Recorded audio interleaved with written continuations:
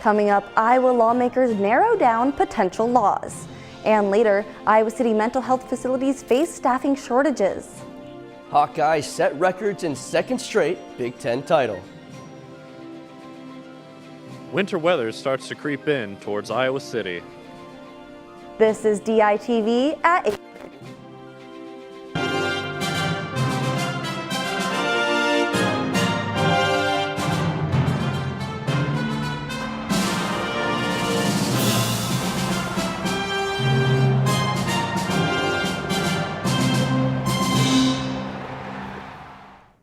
Good morning and thank you for tuning in live to DITV and KRUI 89.7 FM. I'm Ashley Weil.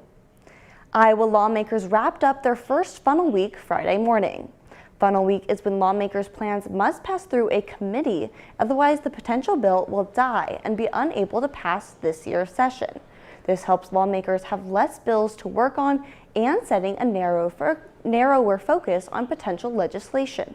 Top priorities included bills with parents' rights, age-appropriate content in schools, and restrictions on LGBTQ+ children. Another bill continuing on is Governor Kim Reynolds' plan to reorganize Iowa's government. This plan reduces the amount of state cabinet agencies from 37 to 16. Some of the bills that have died include the gay marriage ban, total abortion ban, legalizing recreational marijuana, and banning drag shows for minors. Mental health facilities in Iowa City have been struggling to overcome the challenges of finding staff. There are many facilities that are working hard to give people the help that they need while still trying to take care of themselves and their loved ones. Abby Ferenzi, Executive Director at the GuideLink Center in Iowa City, speaks on the high volume of patients compared to their low staff members. So the need is so tremendous, not just in Iowa City, but in our state. Sometimes it feels like we never have enough staff to meet the need. Crisis work is really hard work. There's lots of work out there that's very hard, but when you day in and day out work with people who are at some of the lowest points in their life, I've heard someone say before, it's hard to help someone who's drowning without getting a little wet. Mental health centers are a need for some people, and having access to that resource is crucial. Many facilities are going above and beyond to keep giving the treatment and services for those struggling with mental health needs. And the Center of Language and Cultural Learning on campus is changing its welcome mural as part of renovations that are happening in Phillips Hall. As of today, the old mural has been completely removed, and there are pencil-drawn drawings of what the new mural may look like. This is a story in progress, so be sure to tune back in with more updates later. And it was such a nice weekend. Will those spring temperatures be sticking around in time for spring break? Jordan? Thanks, Ashley. Currently, we've got a gloomy start to the day, but it looks like the sun could potentially make an appearance later.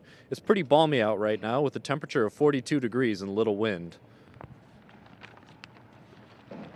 Today we'll hit a high of 49 and partly cloudy, albeit a bit windy, but overall not too bad for your commute between classes. Tonight we'll drop to a low of 37 and cloudy to end the day. Tomorrow doesn't see too much of a change, with skies still being cloudy and a high of 47. Later in the week, on Thursday, unfortunately, winter weather is likely to strike again with a 91% chance of a rain/snow mix. However, your ride home this weekend doesn't look too bad, with temperatures hovering around the mid-30s and no precipitation. Back to you, Ashley. Thanks, Jordan. And former University of Iowa student Alexander Jackson will serve 3 consecutive life sentences without parole for murdering his parents and sister June of 2021. Jackson will also have to pay $150,000 to heirs or estates of his parents and sister. The sentencing comes after Jackson's court trial in January, and Jackson shot and killed his parents and sister in their Cedar Rapids home. Jackson then called 911 and told police an intruder came into their home and killed his parents and sister and shot him in the foot. And UI Undergraduate Student Government, or USG, is making changes to its election code. The new policies aim to increase non-USG participation in elections and accessibility. One of these changes includes a new quota on petition signatures. No more than 12 signatures for senatorial tickets may be active USG members, and no more than 30 signatures for executive tickets may be active USG members. Campaigning for the 2023 USG elections will run March 19th through the 29th, and voting period will begin on March 27th at 8 a.m. and finish on March 29th at 5 p.m. Election results will then be announced on March 31st. And a University of Iowa graduate has been announced as one of Business Insider's top 30 climate action leaders. Marcelo Mena Carrasco is the CEO of Global Methane Hub and is also a former Chilean environment minister. He has dedicated his life to environmental issues after seeing the impacts of pollution as a child in Chile. He lived in a lower income community of Chile and says that trash wasn't handled correctly, water streams were dirty, and he also experienced an oil spill.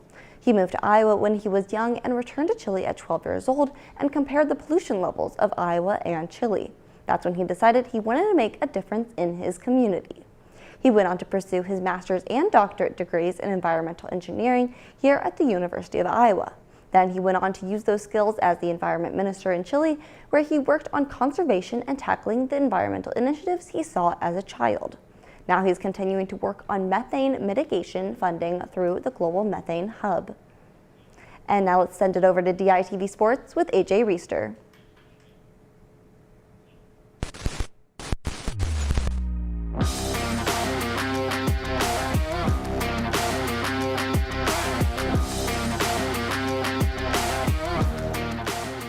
Thanks, Ashley. The women's basketball team are back-to-back Big Ten champions. Now let's go to DITV Sports Director Michael Merrick, who's in Minneapolis for Iowa's record-breaking victory. Thanks, AJ. I'm here at the Women's Big Ten Basketball Championship, Minneapolis, Minnesota, where the Iowa Hawkeyes just went 0-100 real quick in their 105-72 beating over the Ohio State Buckeyes, and they did just what the Six God Drake once said. They went back-to-back as Big Ten tournament champions. Nothing was the same after a 35-point second quarter against the Buckeyes. And if I was Ohio State, I would be bumping Marvin's room all ride back to Columbus. To win back-to-back championships, so hard to do in this league. This is an amazing league. Great coaches, great players. Just feel really, really thankful that we have this opportunity today to win this again. I mean, we were just basking in that moment, and I'm just really proud of everyone. Like, this isn't normal to be in the championship 3 years in a row. So I think it speaks to, the veterans we have on this team, and, I couldn't be more proud of them. It was a record-breaking night here as there was a new attendance record set with over 9,500 fans in attendance. On top of that, Iowa scored the most points in championship game history, had the largest margin of victory ever, and Caitlin Clark recorded the first ever triple-double in Big Ten championship game history. She posted a 30-point, 10-rebound, and 17-assist performance. And she also brought home the Big Ten Tournament Most Outstanding Player Award. Yeah, it is special, but I think a lot of credit goes to my teammates. I was able to kind of get them the ball in areas that it was really easy for them to score, but to get an assist, my teammates have to make the bucket. Caitlin, 17 assists on 2 turnovers. I don't know how you can say that she's not the player of the year in this, in the country. I just don't know how you can say that. Now, the views from the top of the Big Ten Conference must be wonderful and unforgettable. But now Iowa knows that they must turn their focus onto the NCAA tournament if they want to add any more trophies to their collection.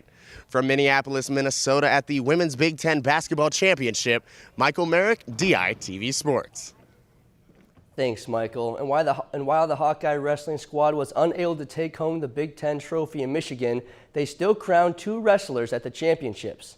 DITV Sports reporter Aiden Wirtz traveled with the team and has more on the tournament. Coming into the Big Ten championships, the Hawkeyes had a couple of goals on their mind. However, falling second to the Penn State Nittany Lions was not one of them. But every wrestler in a black and gold singlet has qualified for nationals, and the team will look for redemption in Oklahoma. All eyes were on Spencer Lee to start the finals round, and the 125-pounder did not disappoint, winning his 3rd Big Ten title in an 8-2 decision over Nebraska's Liam Cronin. But even after a strong win, the Iowa star remains hungry for bigger victories. I mean, in my head, it was just, you got to keep scoring, Spencer, you got to keep scoring, and I don't think I did a good enough job of that, so obviously I got stuff to work on. So.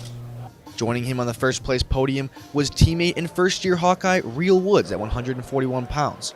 Woods caught himself in a wild scramble in the waning seconds, but came out on top 2-1 over Brock Hardy from Nebraska. Woods came in hoping for excitement and loved every bit of the Big Ten environment. It has been, just as I expected, and if not, more fun. Planned to come out on top coming into this tournament, and I did, but also a lot to learn from, and I'm excited for the next 2 weeks. Meanwhile, Patrick Kennedy lost a 9-6 battle at 165 versus Dean Hamidi from Wisconsin, but came away with second place in his first attached year of wrestling for the Hawkeyes. Iowa ended up with a team score of 134.5, just 12.5 points behind Penn State. And while the Hawks took silver in Ann Arbor, there will be a much bigger prize in Tulsa. We got to be tougher in tough situations. We got to be tougher in tough positions. We got to score points. And if we can do that, then maybe we can throw ourselves in contention in Tulsa. From the Big Ten Championships at the University of Michigan, Aiden Wirtz, DITV Sports. Thanks, Aiden. And the Iowa men's basketball team closed out the regular season yesterday at Carver Hawkeye Arena against the Nebraska Cornhuskers and lost a nail-biter 81-77. Iowa seniors Connor McCaffrey and Philip Bracha were honored before the game for senior night. But Nebraska spoiled the moment, shooting 54% from three and going 8 for 12 from beyond the arc in the second half. 4 different Cornhuskers scored double digits, including Sam Griesel, who led the team with 16. Patrick McCaffrey led the Iowa offense, dropping 23 points and draining 6 from three-point land. Nebraska snapped Iowa's 7-game home winning streak and also knocked them from the number 2 seed in the Big Ten tournament. Now let's bring in DITV sports reporter Max Von Gries, who's live outside Carver Hawkeye Arena. Max, how's the men's team looking going into the Big Ten tournament after last night's loss? Well, AJ, yesterday's loss to Nebraska Cornhuskers was certainly a tough one for the men's Hawkeye basketball squad. It was senior night, and with a win, like you mentioned, the Hawkeyes could have secured that number 2 seed and a double bye in the upcoming Big Ten tournament, but instead were seeded 5th and will have to play a day earlier than expected. The Hawkeyes now have a tough track if they want to repeat as Big Ten tournament champions, just like the women's squad.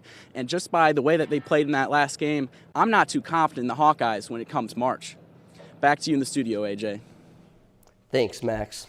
And the Iowa baseball team capped off another successful weekend yesterday, defeating Pepperdine 10-1. Iowa swept the field at the South Alabama Invitational, defeating Southern University 20-8, South Alabama 6-2, in yesterday's win over Pepperdine. Michael Seegers had an incredible weekend at the plate, hitting .600 and slugging .1200. He finished the weekend with 2 home runs, a triple, 6 RBIs, and 6 runs scored. Brody Brecht pitched 4 innings against Pepperdine and recorded 6 strikeouts in another spectacular outing for the flamethrower. Iowa returns home to host Coe College at Duane Banks Field on Tuesday before heading down to Texas for a 3-game series with Texas Tech. And the Iowa women's softball team finished 3-5 during the Adam Brown Memorial Shamrock Classic this past week. The Hawkeyes split games with Nebraska Omaha while also beating Alcorn State and Central Arkansas. The Hawkeyes are now 11-8 on the season and resume their season on March 10th as they play their spring games in Madeira Beach, Florida. They open with South Alabama on March 10th. Come back Wednesday for all the latest on Hawkeye sports. Now let's send it back out to Jordan to wrap up the weather. Thanks, AJ. Enjoy this nice weather this week. Today we'll see a high of 49 with partly cloudy skies and a low of 37. I'd recommend you have your coats ready later in the week, however, as temperatures drop and winter weather begins to hit the area. Or if you're traveling for spring break, be sure to head out of Iowa City and escape the snow showers. Unfortunately, it looks like we're going to have to wait for spring around here. Back to you, Ashley. Thanks, Jordan. And do your friends think your dog is ugly? Well, you're in luck. The world's ugliest dog contest is open for submissions. The ugliest dog will run away with a giant trophy and $1,500. The contest's goal is to promote adoption and to, quote, celebrate the imperfections that make all dogs special and unique, end quote. Applications can be submitted on the contest website and are due on June 21st. The winner will be selected on June 23rd. And thank you for tuning in to DITV News and listening to KRUI 89.7 FM. Be sure to head over to thedailyiowan.com/DITV for all your latest content and tune in and check out the website for more content between Monday and Friday. I'm Ashley Weil. Have a great day.